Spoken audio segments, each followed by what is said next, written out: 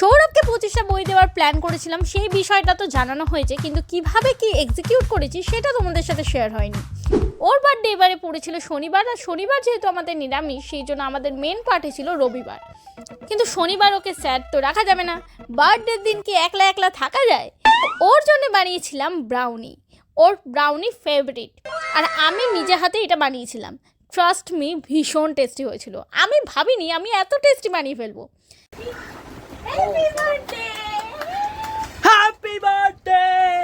Guess করতে হবে এর মধ্যে কি আছে। একটু ও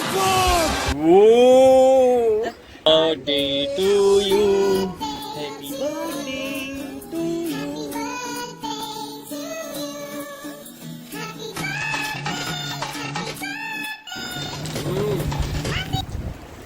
এটা কি চকো খাওয়া যায় যেটা ওইটা?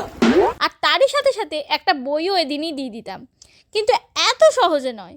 আমি বার্থডে করব কিন্তু কিছু গেম খেলবো না, সেটা কিভাবে সম্ভব? প্রত্যেকটা বই পাওয়ার জন্য ছিল একটা করে হিন্ট, কিন্তু ফেলুদা সমগ্র গেস করার জন্য 25টা হিন্ট ছিল। আসল বাক্সটা কোথায়? বাক্স রহস্য মনে হচ্ছে।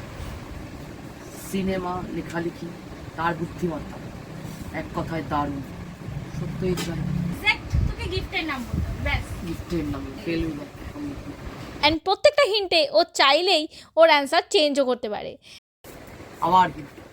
লাস্ট অবধি ও বুঝে গিয়েছিল যে ওর জন্য কী রাখা আছে। ইতিমধ্যে কাকু কাকিমাও ওর জন্য সমস্ত থালা সাজিয়ে খেতে দিয়েছিল, আশীর্বাদ করছিল। এরপর আমরা দেখছিলাম একটা মুভি। তোমরা গেস করো তো এটা আমরা কি মুভি দেখছি। বাকি আজকের মিনি ব্লগ ভালো লাগলে চ্যানেলটা সাবস্ক্রাইব করে দিও। পিছনে যাচ্ছি। ট্রফি জিতেছে। হ্যাঁ